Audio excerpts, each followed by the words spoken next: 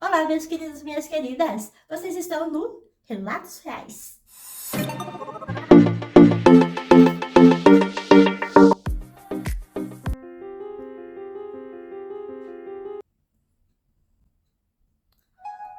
Muito bem. Hoje eu vou contar o relato de uma mulher. Nomes e cidades, tudo trocado. O tema é paralisia do sono ou sonho. Vamos ver então do que se trata. Olá, me chamo Marta. E quando eu tinha 19 anos, eu morava com meus pais num sítio bem lá no interiorzão de Minas Gerais. E nesse sítio, os meus pais, eles tinham o costume, aos finais de semana, se reunirem com os compadres e com os meus tios. Meu pai fazia uma bela de uma fogueira e todo mundo colocava alguns tocos, alguns troncos e fazia uma roda em volta da fogueira. E ali era tudo muito bom, divertido, gostoso, sabe? Meus tios contavam piadas, meu pai falava também de coisas assim, tudo assim, sabe? As coisas fluíam assim muito bem, até que, um determinado ponto, os meus tios começaram a beber. E os compadres também. E com isso eles ficaram meio altos demais, sabe? E por eles já estarem meio alegrinhos demais, eu me lembro como se fosse hoje que naquela região onde a gente morava, havia uma lenda local, que era a lenda de uma criatura muito alta, com uns dentes muito afiados e umas garras muito grandes, uma criatura escura e fétida. E essa criatura, ela fazia parte de uma lenda que, se algumas pessoas reunidas começassem a falar bastante dessa criatura, ela aparecia. E aí, os meus tios, já meio altinhos, né, começaram a falar dessa lenda. E eles ali zombando, né? Ah, tudo brincadeira, imagina. A gente pode falar o quanto a gente quiser. Imagina. Se essa criatura existe, quem viu não viveu para contar. E quem sabe da lenda nunca viu. E meus tios, meio altinhos ali, falando daquele jeito, meu pai ficou meio assim e falou para eles: olha, vamos mudar o rumo dessa prosa, né? Vamos falar de outras coisas. Pensa que meus tios e os outros obedeceram meu pai? Os boca aberta começava e não paravam mais de falar dessa criatura. Até que a minha mãe cochichou no meu ouvido e falou: filha, vamos para dentro, vamos dormir. Aí nos levantamos e demos boa noite pro pessoal. Aí um dos meus tios falou assim: Dona Maria, a senhora vai sair justo agora, na melhor hora da história. Aí a minha mãe falou assim: cuidado com o que você fala. O que a gente chama, pode vir. Então, quem procura, acha. Aí eles, que nada. A minha mãe falou: boa noite para vocês. Aí eu e minha mãe fomos pro quarto. Aí minha mãe deitou no quarto dela. E o meu quarto, ele era o último quarto. E dava fundo com uma mata bem fechada, sabe? Com bastante árvores. E à noite ali era um breu danado. Não dava de ver nada. E aí, já passava assim um pouquinho da 1h30 da manhã, da madrugada, eu peguei no sono. E na hora que eu estava dormindo, eu escutei a minha janela, que era uma janela de madeira, dessa de abrir e fechar, que tinha uma tramela para fechar ela, né? Então eu escutei o barulho assim da janela sendo chacoalhada, até que eu ouvi ela destramelar. Eu ainda com os olhos fechados pensei: deve ser imaginação minha, acho que eu tô sonhando. Logo eu acordo. Que nada. Era apenas a ponta do iceberg do medo daquela madrugada. Sim, digo Medo porque foi isso que aconteceu. Eu não conseguia abrir os olhos. Eu estava deitada de lado, de costa para essa janela. E eu não conseguia abrir os olhos e nem me movimentar para ver o que tinha aberto a minha janela. E quando de repente eu escuto que é o barulho do assoalho ali, do meu quarto, como uma pessoa ali, bem devagarzinho assim, vindo até que eu senti uma coisa gelada nas minhas costas, perto da minha cama. Eu não conseguia abrir os olhos. Foi quando de repente a minha coberta foi puxada, devagarzinho. Nessa hora eu queria gritar por minha mãe. Não conseguia gritar, não conseguia abrir os olhos, não conseguia me mexer. E as coisas só foi piorando. Aí eu percebi que isso não era um sonho, estava acontecendo. Eu estava tendo paralisia do sono. Mas o pior não é isso. O pior é o que vem acontecer agora que eu vou falar. Depois que minha coberta foi removida totalmente de cima do meu corpo, eu senti uma mão com unhas ou garras alisando os meus cabelos. Aquilo lá, eu comecei a ficar com mas muito medo, sem entender o porquê que eu não conseguia abrir o olho, o porquê que eu não conseguia acordar, o porquê que eu não conseguia gritar por socorro. E de repente, essa coisa passando os dedos, as unhas ou garras no meu cabelo, pingou no meu pescoço uma gota gélida, uma gota gelada. E essa gota começou a escorrer do pescoço para minhas costas. E era era um líquido fétido, gelado, parecia gosmento. Eu não conseguia gritar. Bem, aí eu vi que aquele negócio lá começou a chegar perto do meu ouvido.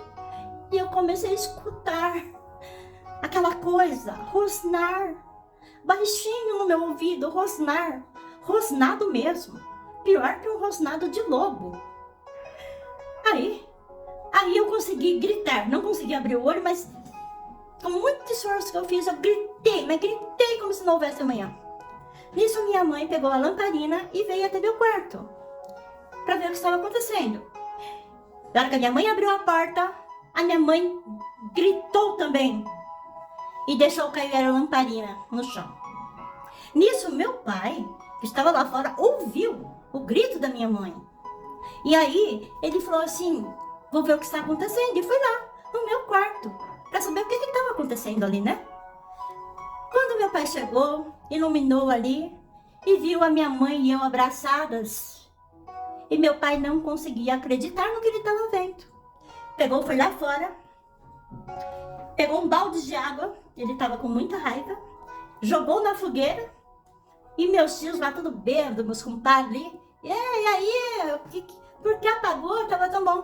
Aí meu pai intimou eles, venham aqui comigo, até o quarto da minha filha. Aí vieram todos e para o espanto de todo mundo ali, havia um rastro de lama negra, sabe? Que saía da janela e ia até a minha cama.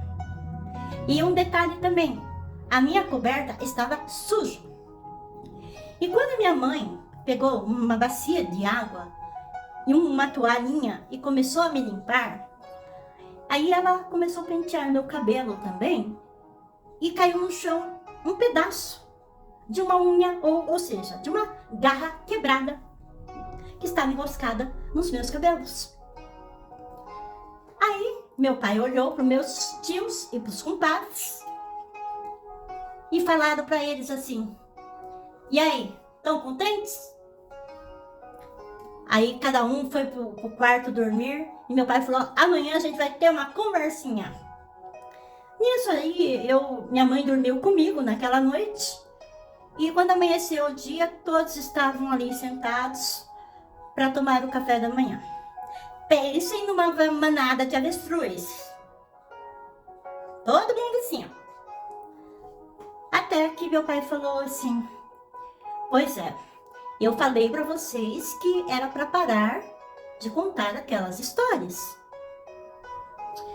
Aí eles pediram desculpa pro meu pai e os compadres também, e os compadres pegou e foram embora porque no outro dia ainda tinha que trabalhar na lavoura, né? Assim como eu e meus pais. Só que o meu pai falou assim: vocês podem continuar vindo aqui pro sítio, mas de hoje em diante todos estão proibidos de falar em lendas e histórias desse sítio. Combinado? E também não vai ter uma gota de álcool. Ok? Bebida é suco ou água? Todos concordaram, né? Meu pai estava muito bravo. E aí, os meus 2 tios resolveram ficar, almoçaram, né? Porque eles estavam ali com ressaca da noite passada, né? E só que ninguém tocava no assunto que aconteceu à noite. Bem, aí meus tios, eles, depois que almoçaram tudo, aí a noite chegou, aí meu pai falou assim: acho que já passou da hora de vocês irem, né? Amanhã tem lida. Amanhã tem lida lá na lavoura. Aí eles pegaram a bicicleta, se despediu da gente e meus tios foram embora. Era por volta de umas 8, 8h30, por aí. E quando amanheceu o dia, eu e meus pais fomos pra lavoura trabalhar e alguns tios e alguns compadres compareceram no trabalho e ninguém falava um pio, nada de nada. Estavam todo mundo ali como se não tivesse acontecido nada, sabe? Eles tinham um pouquinho de medo do meu pai. Mas os meus 2 tios que foram embora, eles não apareceram para trabalhar. E aí, meu pai falou assim: deve estar com vergonha da presepada que eles arrumaram, né? E nisso passou a semana e eles não foram trabalhar. Meu pai começou a achar meio estranho, sabe? E aí, quando chegou no sábado, o pessoal novamente veio. Os compadres, os outros tios e uns amigos do meu pai. Meu pai acendeu ali a fogueira ali, todo mundo ali se descontraindo, rindo bastante, nada de histórias que não pudesse e nada de álcool. Aliás, nessa ocasião nós estávamos ali assando milho na brasa, quando de repente a gente vê um giroflex. Meu pai levantou e falou: é a polícia. Aí meu pai foi até a porteira e os policiais acompanharam meu pai até onde meus outros tios e os compadres estavam. E os policiais deram uma notícia nada boa. Eles encontraram meus tios sem vida. Um deles no meio da mata e o outro em cima de uma árvore mais adiante. E disse que era pra gente tomar cuidado, porque havia uma onça solta. E essa onça havia tirado a vida dos meus tios. Meus tios estavam com muitos arranhões, né? Mas meu pai, no fundo, ele sabia que não era onça, coisa nenhuma. E aí, passou a semana, meus tios foram enterrados e desse dia em diante, meu pai não quis mais aquele tipo de reunião no sítio. E disse mais: vou vender o sítio. Falou pra minha mãe. A minha mãe falou assim: eu também concordo, pode vender, meu velho. E aí meu pai vendeu o sítio e com o dinheiro do sítio, que valia muito, ele comprou uma chácara, não muito pequena, mas não grande. Uma chácara que tinha um muro bem alto e em volta do muro o meu pai colocou arames farpados, sabe? Cacos de vidro, espetados para cima, pregos. Tudo meu pai que fez. E é raro quando iam alguém lá. Os compadres até iam na chácara, mas assim, a gente fazia ali, tinha uma área de churrasco ali, a gente fazia, mas não tinha, lá não dava para se fazer fogueira não. Era uma chácara até bonita. E aí meu pai, ele, muito sentido, né, do que aconteceu com os meus tios, meu pai, ele não saía mais de casa. Ele sim, ele ia lá na lavoura, trabalhava, mas não era mais aquele homem alegre, sabe? E ele falava para minha mãe, ó mulher, você fique em casa com a nossa filha. E eu vou para a lavoura e você fica em casa. E assim foi passando o tempo, e aí até um certo dia que eu conheci um sobrinho de um dos amigos do meu pai.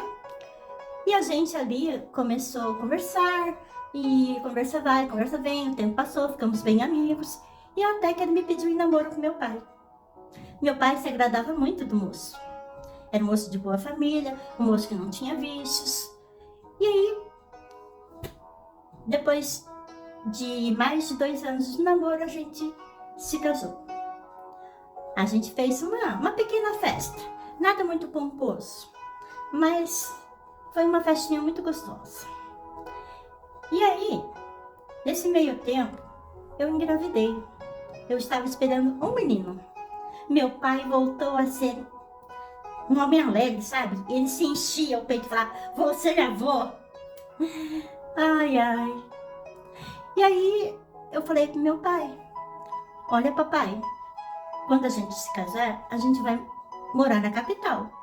Mas a gente vem buscar vocês para vocês irem lá em casa. E tudo bem, né? Fazer o quê, né? E assim se seguiu. Ganhei meu filho, fomos morar na capital. E às vezes a gente ia para a chácara, onde meus pais moram lá até hoje. E às vezes a gente pedia para alguém ir buscar os meus pais para virem na nossa casa na capital. E o meu filho, ele fica muito assim, ficou um grudinho com meu pai, e meu pai com ele. E um dia, meu filho chegou da escola e falou, mamãe, a professora de história pediu pra gente fazer um trabalho sobre folclore, lendas. Aí eu gelei, né? Aí meu pai estava por perto, meu pai falou assim, pode deixar que eu vou ajudar você, meu neto. Aí eu sei que meu pai jamais iria contar aquela lenda horrorosa que havia acontecido na nossa família, e aquela tragédia.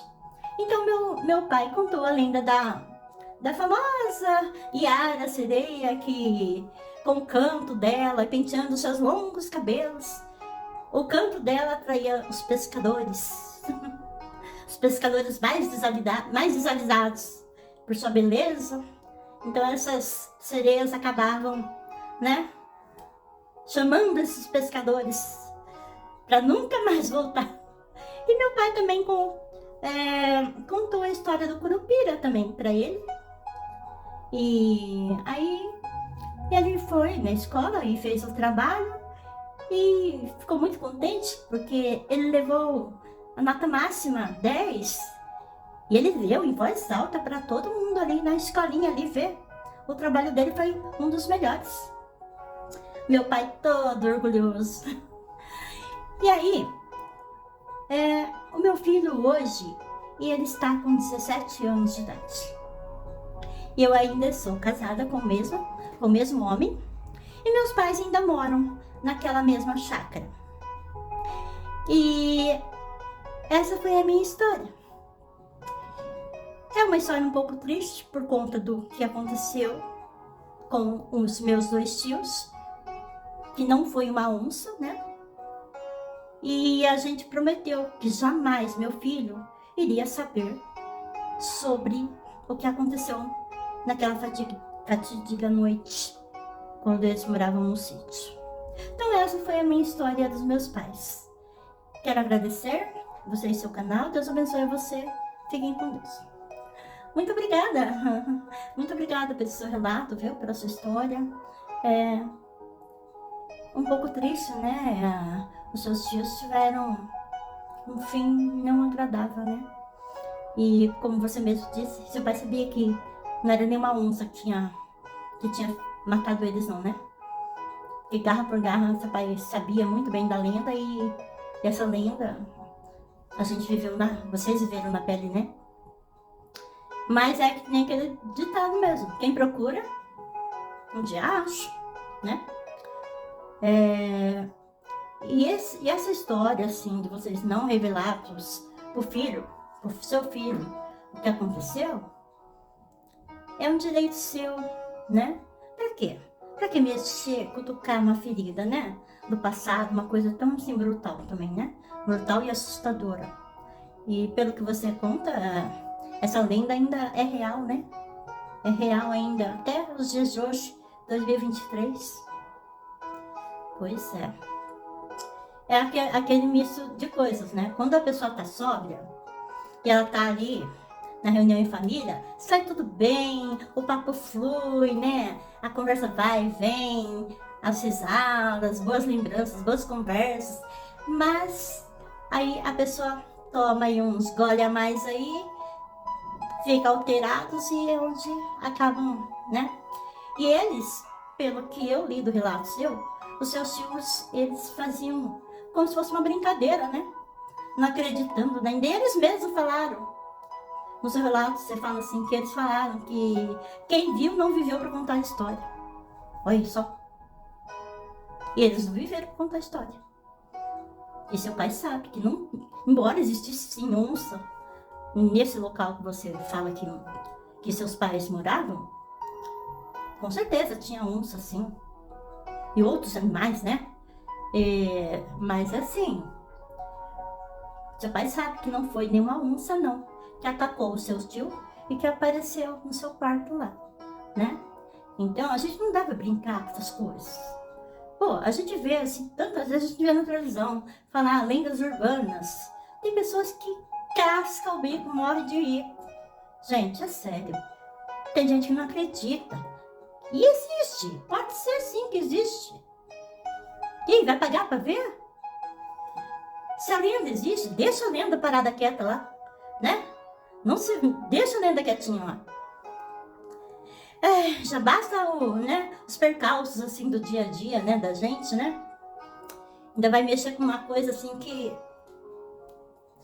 é quase que um sobrenatural, porque não é natural.